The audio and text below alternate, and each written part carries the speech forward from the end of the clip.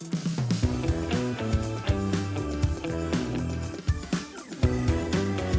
bonjour à tous et bienvenue sur le plateau de Bonjour chez vous. Aujourd'hui, nous vous encourageons à vivre des temps forts avec Dieu en ce début d'année 2022. Amen. Aujourd'hui, on a notre invité qui est encore avec nous, Franck Alexandre. Sois le bienvenu encore une fois. Merci pour l'accueil, c'est une joie. Bonjour Frank. Oui, salut, content de t'avoir ici en vrai, en chair et en os. C'est trop bien. Le seul et l'unique. Yeah. Je le rappelle, pour ceux qui ne te connaîtraient peut-être pas, qui n'étaient pas avec nous hier, donc tu es pasteur évangéliste à l'église Gospel Vision Center à Troyes en France. C'est ça. Et on est ravis de t'avoir en ce début d'année. Bonne année, Evelyne. Mais bonne année à toi. On l'a déjà dit, mais bonne année quand même. On le dit publiquement. Bonne année de bénédiction. Amen. Grande moisson, grande moisson. Oui, bonne année tout le monde. Vous suivez les émissions, ça fait tellement d'années pour certains. Mais en tout cas, bonne année, bénie. Où est-ce que vous allez vivre des choses fortes avec Dieu? On va en parler dans l'émission, justement. Amen, amen. Vraiment, c'est ça le but de cette émission est de vous faire démarrer cette année du bon pied. Hier, on a parlé des réveils, mais là, le but, c'est que vous puissiez vous-même expérimenter un réveil personnel. Et Franck Alexandre, justement, tu vas nous parler des réveils personnels dans la rubrique Conseil du coach, c'est ça? Oui, en effet, parce que la tiédeur n'est pas une fatalité. Notre vie peut changer sur le plan spirituel. On a cette merveilleuse image dans l'Ancien Testament de cet homme qui marche dans le désert. Il voit la sécheresse arriver, mais même pendant la sécheresse, il est plein de vie et il porte du fruit en toute saison. Donc, ça n'est pas une fatalité. On peut vivre une vie remplie du Saint-Esprit, même en période de crise. C'est tellement vrai. L'Église est taillée sur mesure pour toutes les saisons. C'est excellent. Amen, amen. Je crois que ça va parler à quelqu'un à la maison. La tiédeur n'est pas une fatalité. Amen. Et vous vous souvenez, début décembre, on vous avait encouragé à faire un bilan de votre année 2021. On vous avait encouragé à changer les choses. Déjà, dans ce mois de décembre, vous pouviez changer les choses. Eh bien, je crois que certains ont pris des décisions et vous allez continuer en ce début d'année 2022. Et en tout cas, on va vous exhorter à le faire dès maintenant avec Franck Poulain dans la pensée du jour.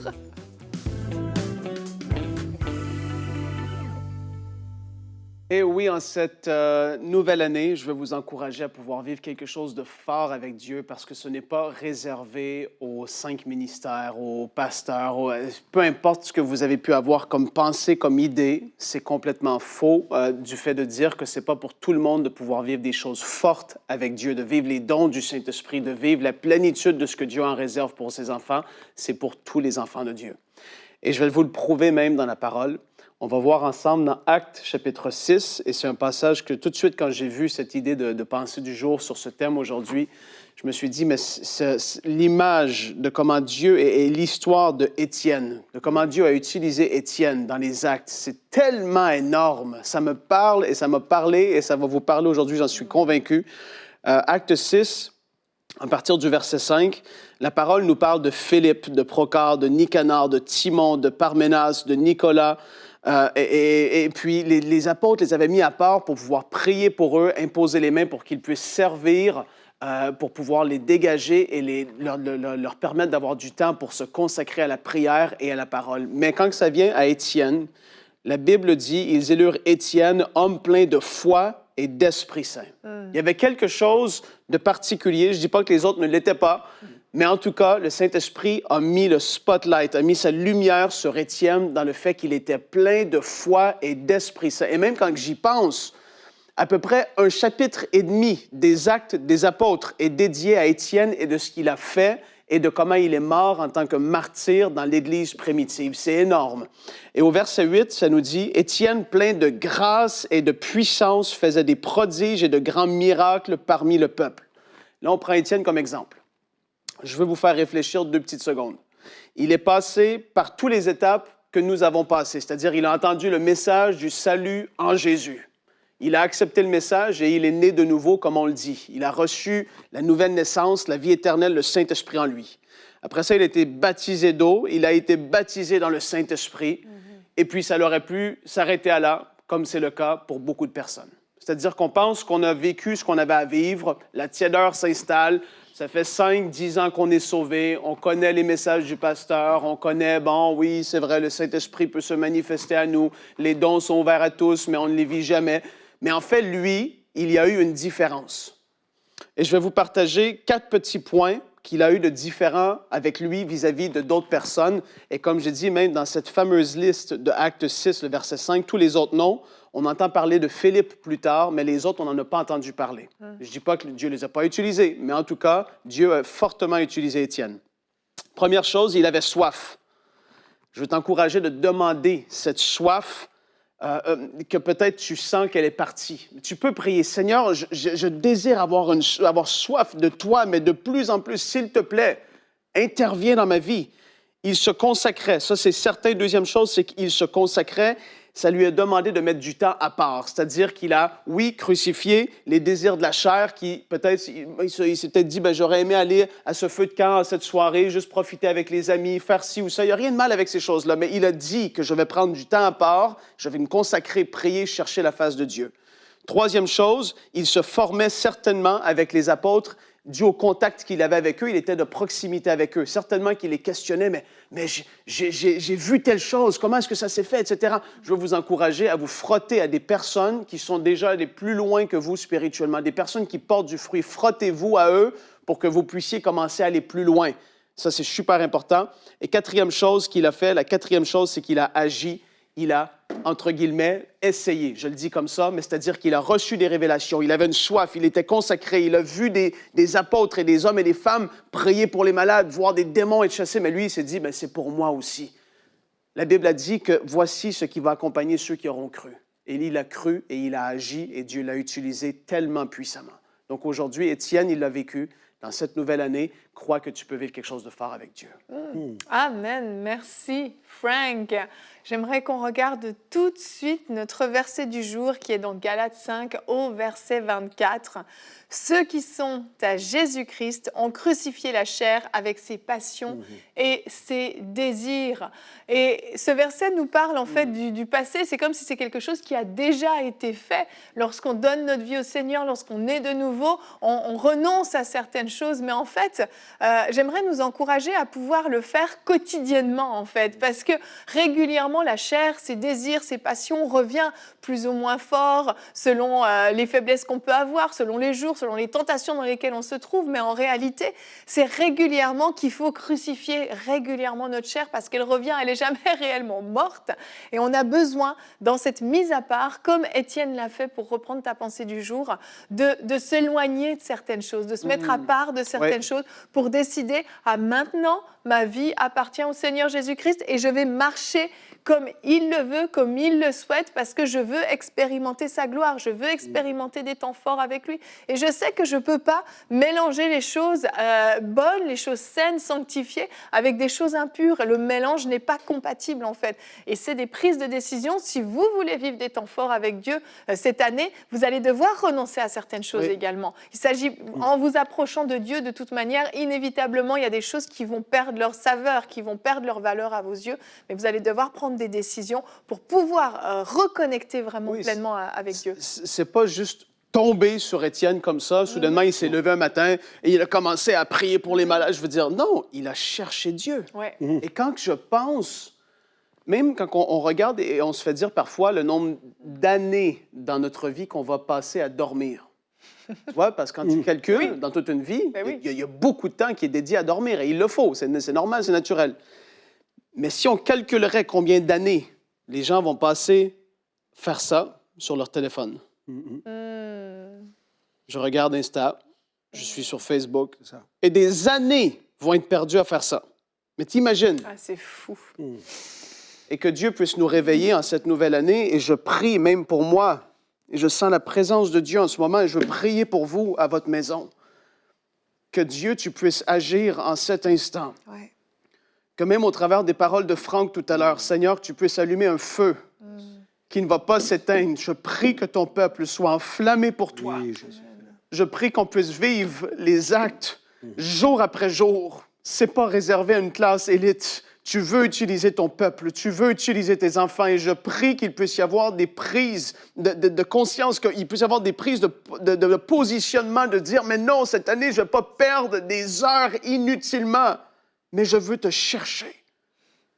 Seigneur, on prie au nom de Jésus que tu le fasses. Fais-le dans ma vie. Fais-le dans la vie de Franck encore plus, dans la vie de Evelyne. On n'est pas rendu à des niveaux où est-ce qu'on ne peut pas aller plus loin. plus. Seigneur, fais-le, surprends-nous par ton esprit. Tu es tellement grand. Alléluia. Merci, Seigneur. Je ne m'attendais pas à ça, mais je crois que Dieu veut vraiment réveiller beaucoup de personnes. Et je suis, personnellement, je refuse de rester où est-ce que je suis. Ouais. Et ça dépend de chacun de vous ça dépend de moi individuellement, là où est-ce que je suis prêt à aller.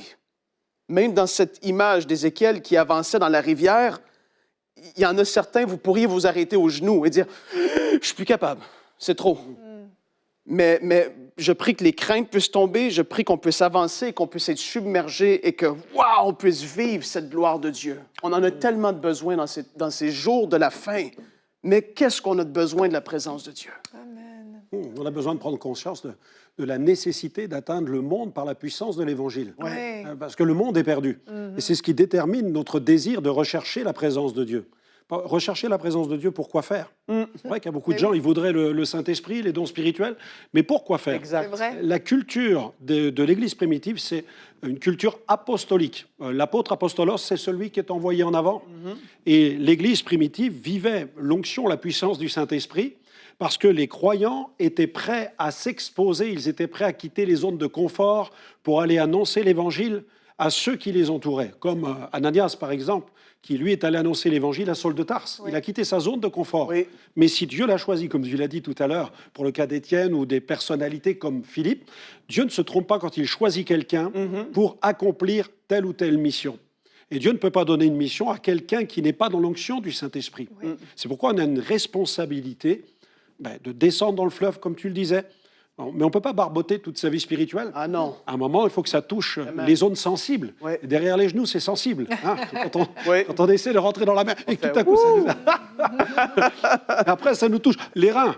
Ouais. Mais ensuite, on voit la gloire de Dieu parce que c'est le fleuve qui nous emporte. Absolument. Et là, c'est vraiment un défi pour l'Église aujourd'hui. Mais tant qu'on n'a pas pris conscience que le monde dans lequel nous sommes est perdu, tant que nous ne sommes pas conscients de l'accélération des signes prophétiques qui sont en train de s'accomplir autour de nous, nous ne pourrons pas voir des choses glorieuses s'accomplir dans notre vie personnelle. Mais Dieu va le faire à l'échelle globale. C'est à chacun de veiller à ce qu'il y ait suffisamment d'huile dans sa lampe. Oui. Vous connaissez la parabole des 10 Les vierges? vierges, Absolument. oui. Celles qui ont négligé de faire même des réserves d'huile. Ouais. Et il est temps pour l'Église aujourd'hui de faire des réserves d'huile, Amen. de remplir les réservoirs Tellement. et d'avoir suffisamment d'huile pour les temps de crise parce que la nuit vient et un cri va retentir bientôt dans la nuit Oui. et Jésus va revenir chercher son Église. Mais il nous dit de hâter son avènement par une évangélisation intensive à l'échelle globale. Et nous avons tous les moyens autour de nous aujourd'hui pour le faire. Oui. Avec les médias, avec les imprimeries que nous avons des Bibles, nous avons des outils extraordinaires. Mais ce que Dieu veut surtout et par-dessus tout, ce sont des hommes et des femmes qui soient des porteurs de vie, Tellement, qui tellement. portent cette onction. Amen, amen. Je crois vraiment qu'à la maison, il y a des prises de décision et des prises de conscience aussi. Comme Frank l'a prié, vraiment, vous réalisez la situation dans laquelle vous êtes, elle n'est pas forcément mauvaise, mais ce n'est pas suffisant. Vous avez cette soif, vous voulez plus, comme on est en train, nous, de le ressentir sur ce plateau. Là, on se dit, non, je ne peux pas me satisfaire de l'état dans lequel je suis actuellement. Je veux aller plus loin, je veux que l'eau monte encore plus haut. Et vraiment, que vous puissiez à la maison avoir cette soif, ce désir ardent de dire, Seigneur, je veux plus de toi. Que vous puissiez le dire de votre bouche maintenant même, Seigneur, je veux vivre quelque chose de plus fort avec toi. Je veux me consacrer davantage. Je veux m'approcher de toi davantage. Pour que le Seigneur puisse agir, il répond à ce genre de prière. Quand un cri du cœur comme ça, sincèrement, Dieu répond. Mais soyez prêts, parce que oui, quand l'eau monte, ça chatouille un peu, mais ça fait surtout, on a envie de reculer, mais il faut y aller. Un électrochoc, Quand exactement. le courant est fort, ça y va. Hein? Ah, vraiment, vraiment. Et maintenant, on veut voir avec toi, Franck, comment on peut vivre ce réveil personnel dans la rubrique Conseil du coach.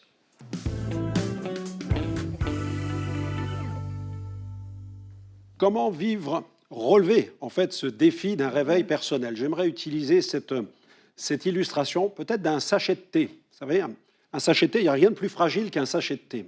Il suffit de tirer un peu dessus pour le déchirer. Mais quand on regarde ce sachet, il me fait penser un peu à ce que nous sommes. Nous sommes des vases fragiles dans lesquels le Seigneur désire déverser les richesses de sa gloire. Et ce sachet de thé, finalement, quand on le laisse descendre dans une eau frémissante, eh bien tout à coup, il y a une opération chimique qui s'opère, c'est que l'arôme va être libéré dans la tasse, dans le mug. Et vous allez pouvoir savourer donc toutes les saveurs de ce thé. Nous avons besoin d'être immergés dans la présence du Saint-Esprit et nous sommes appelés à vivre un réveil personnel, mais c'est à chacun individuellement de descendre dans la présence de Dieu. Et le Seigneur nous fixe un rendez-vous, c'est dans sa présence. Relever le défi d'un réveil personnel. Nous avons plusieurs passages qui nous parlent de cette interpellation qui nous touche personnellement. Je pense aux Actes des Apôtres, chapitre 2, versets 1 à 4. Le texte nous dit au verset 4, ils furent tous remplis du Saint-Esprit et se mirent à parler en d'autres langues selon que l'Esprit leur donnait de s'exprimer. Nous avons aussi le verset 17 de ce même chapitre. Dans les derniers jours, dit Dieu, je répandrai de mon esprit sur toute chair. Et puis nous avons cet autre passage du verset 37 jusqu'au verset 40. Vous pourrez méditer tranquillement sur ce passage des Écritures, mais le verset 39 attire mon attention, car la promesse est pour vous. Elle est pour vous. C'est donc pour chacun. Notre réveil personnel s'inscrit dans le cadre d'un réveil à l'échelle globale. Nous voyons dans les Actes des Apôtres de multiples effusions du Saint-Esprit. Et pour moi, ce sont des passages qui sont pleins d'espérance. Parce que si Dieu le fait plusieurs fois, il peut le faire encore. Amen. Il l'a fait pour Jérusalem avec l'apôtre Pierre, qui, même dans son ombre, voyait la puissance de Dieu être libérée. Pouvez-vous imaginer cela? J'ai vécu une scène comme ça à Madagascar il y a quelque temps où le pasteur me dit, mais frère Franck, après la prédication, on avait une campagne de masse où la foule était là, il me dit, accepteriez-vous de prier pour 2 femmes infirmes qu'on a amenées du village? Elles sont sur des civières, elles ne peuvent pas marcher, elles sont gagnées par l'infirmité. Et alors qu'il me dit ça, tout à coup, les yeux du pasteur s'ouvrent comme cela parce qu'il y avait les 2 infirmes en train de marcher devant le pupitre. Elles étaient guéries par la puissance de Dieu. Alléluia. Alléluia. Dieu peut le faire encore. Dans le cas de l'accomplissement prophétique, la Bible dit, la promesse est pour vous et la démarche est personnelle. Repentez-vous et que chacun de vous soit baptisé au nom de Jésus-Christ pour le pardon de vos péchés. Vous recevrez le don du Saint-Esprit. La promesse est pour vous. Voyons quelles sont les étapes d'un réveil personnel. Premièrement, je crois que c'est la naissance par l'Esprit. Il faut naître de nouveau, une naissance spirituelle. Dans Éphésiens 2:1, il est écrit « Vous étiez morts par vos péchés ». Au verset 6, toujours du chapitre d'Éphésiens, il nous a ressuscités ensemble. Personne ne peut devenir chrétien par lui-même. Dans Jean 1, verset 12, l'auteur de ce passage nous dit « À tous ceux qui l'ont reçu, Dieu leur a donné le pouvoir, la dunamis, l'énergie de devenir des enfants de Dieu. » On ne peut pas devenir chrétien par notre propre force. C'est l'action du Saint-Esprit. C'est la présence et l'œuvre du Saint-Esprit qui permet à quelqu'un de changer de royaume, de passer des ténèbres à son admirable lumière, l'admirable lumière de Jésus. Regardez ce passage, magnifique. 2 Corinthiens, chapitre 5, verset 17. « Si quelqu'un est dans le Christ, il est une nouvelle création. Les choses anciennes sont passées, voici toutes choses sont devenues nouvelles. » C'est le processus de régénération par le Saint-Esprit. C'est le Saint-Esprit qui le fait et qui nous transforme afin que nous ressemblions à Jésus. C'est Dieu qui le fait. C'est la naissance par l'Esprit. Deuxième point, il y a la marche par l'Esprit. Lorsque nous naissons de nouveau, il est important ensuite de marcher par l'Esprit, de cultiver la ferveur spirituelle. Dans les Actes des Apôtres, au chapitre 2, au verset 42, il nous est dit que les premiers croyants, les premiers chrétiens de cette Église primitive persévéraient. Ils persévéraient dans la prière, dans la lecture de la parole de Dieu. Ils persévéraient aussi dans les rassemblements, la marche par l'Esprit. La marche par l'Esprit, c'est tourner le dos au péché, tourner le dos à toutes les tentations, à toutes les séductions. La Bible dit que quiconque est né de Dieu ne pratique pas le péché, parce que la semence de Dieu demeure en lui, il ne peut pécher parce qu'il est né de Dieu. C'est tourner le dos au péché, mais c'est aussi fusionner avec la personne du Christ. Dans Galates 5, verset 24, ce passage nous dit « Ceux qui sont à Jésus ». Donc si nous appartenons à Jésus-Christ, le texte nous dit « Nous avons crucifié la chair avec ses désirs, mais aussi avec ses passions ». Et dans Galates 5, verset 16, « Marchez selon l'Esprit et vous n'accomplirez pas les désirs de la chair ». Naître de l'Esprit, marcher par l'Esprit et vivre l'immersion dans le Saint-Esprit. Il est question dans les Écritures du merveilleux baptême dans le Saint-Esprit. Ils furent tous remplis du Saint-Esprit. Acte 2, verset 4. Ils furent tous remplis du Saint-Esprit. Et ils annonçaient la parole de Dieu avec assurance. C'est le carburant du royaume de Dieu, le Saint-Esprit. Mais ça n'est pas un élément, c'est une personne. Et nous devons apprendre à travailler avec lui parce qu'il veut nous revêtir. Amen. Naître de l'Esprit, marcher par l'Esprit, vivre l'immersion dans le Saint-Esprit avec l'expérience de nouvelles langues, faire l'expérience de cette effusion. Je me souviens de ce jour où l'Esprit est tombé sur moi dans une petite communauté chrétienne près de la frontière belge. Et là, ce soir-là, l'Esprit est tombé avec une telle puissance, j'étais gagné par l'ivresse et je ne pouvais plus m'empêcher de parler en langue. C'était tellement merveilleux. Wow. Mais j'ai découvert l'accès à l'exercice des dons spirituels ensuite, le revêtement de l'Esprit. Dans Luc 24, versets 45 à 49, Jésus a prophétisé. Avant de remonter vers son Père, il a dit à ses disciples de rester à Jérusalem et il leur a donné cet ordre. Il leur a donné aussi cette promesse. « J'enverrai sur vous ce que mon Père a promis, mais vous restez dans la ville jusqu'à ce que vous soyez revêtus de la puissance d'en haut. » Revêtus. Dans le texte original, la pensée, c'est « habillé » et même « enduit du Saint-Esprit ». Imaginez quand on enduit quelque chose. Le Saint-Esprit qui vient nous enduire, qui vient nous revêtir. Même Jésus a fait l'expérience du revêtement de puissance. Il a été conduit par l'Esprit dans le désert. La Bible dit qu'il était rempli de l'Esprit, il a été conduit, il a affronté Satan, et quand il a quitté le désert, il était revêtu. Ça fait que plus je marche avec Dieu, plus je relève des défis avec Dieu, plus je vis des exploits avec Dieu, plus je vais maximiser l'onction de Dieu sur ma vie. C'est bien d'être rempli du Saint-Esprit. On peut être rempli du Saint-Esprit pour chanter, on peut être rempli du Saint-Esprit pour donner des bonnes paroles, mais on a besoin aussi d'un revêtement. Quand on parle de revêtement, on parle de confrontation avec le royaume des ténèbres, et nous avons besoin du revêtement pour contribuer à l'expansion du royaume de Dieu. Et plus je marche avec Dieu, plus je veux découvrir la puissance de ce merveilleux revêtement du Saint-Esprit. 5e point, vivons aussi les impulsions du Saint-Esprit. La Bible parle d'un homme qui s'appelle Ananias. C'est ni un prophète, ni un apôtre, ni un pasteur, ni un docteur ou un évangéliste, un disciple nommé Ananias. Je suis un disciple avant tout. Vous êtes des disciples. Donc ce passage vous concerne dans Acte 9. Ce disciple reçoit une révélation. Dieu lui parle. Pourquoi ? Parce que c'est un homme de prière. C'est un homme qui a appris à disposer son oreille à l'écoute de Dieu.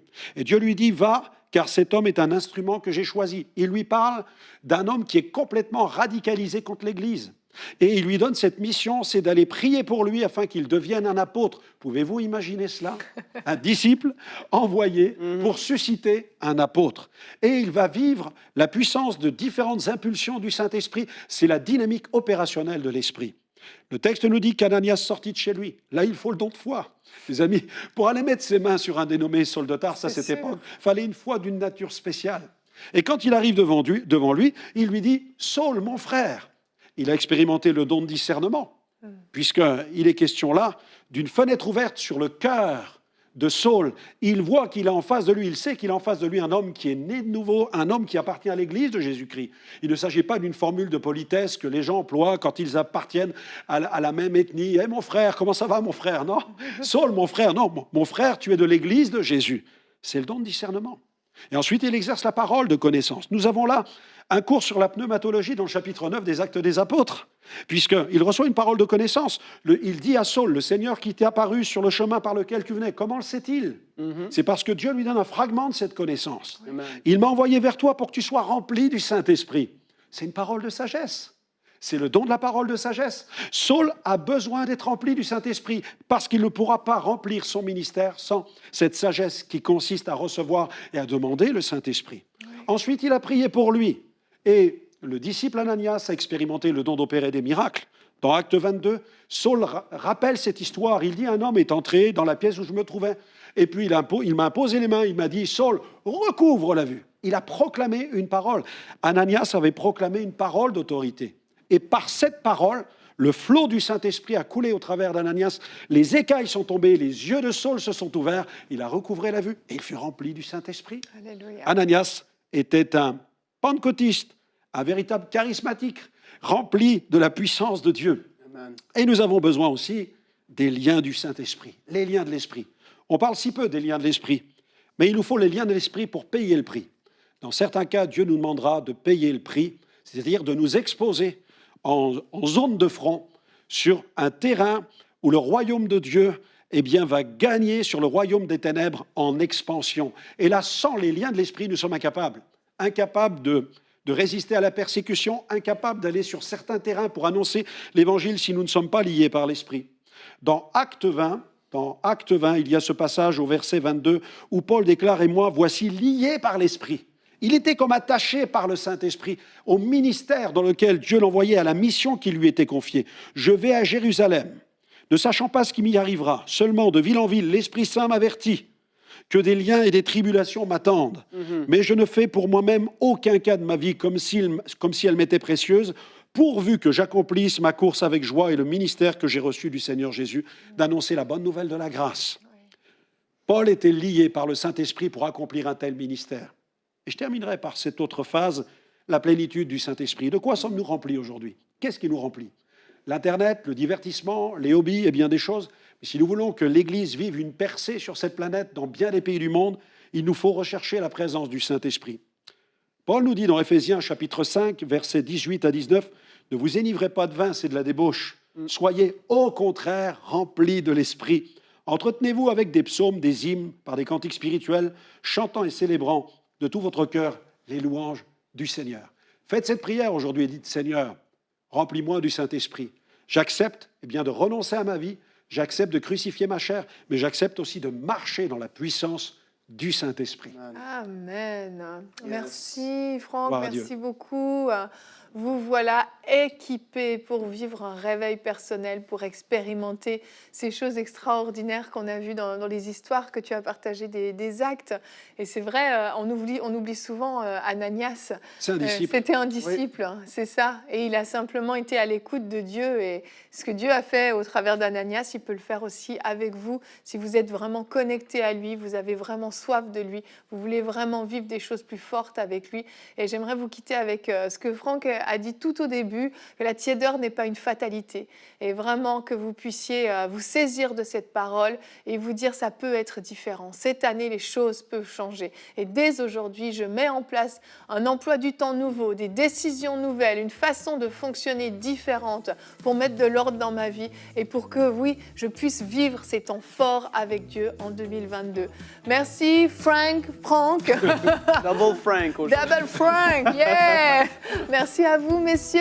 Merci. Franck, tu seras avec nous encore demain pour notre plus grande joie. Quel est le secret de l'onction? Vous avez vu qu'on monte d'étape en étape dans cette brûlant. semaine. Et là, effectivement, quel est le secret de l'onction? On a tous envie de le savoir. Eh bien, on en parle demain. Donc, tu répondras à une question dans la rubrique Pasteur, j'ai une question. Et on est ravis que tu puisses participer et partager tout ce que tu as dans ces émissions. Merci beaucoup. Et nous, on se retrouve demain. Que le Seigneur vous bénisse, que vous puissiez, oui, vivre des temps forts avec lui dans cette année. Nous le déclarons sur vos vies. À demain et bonjour chez vous.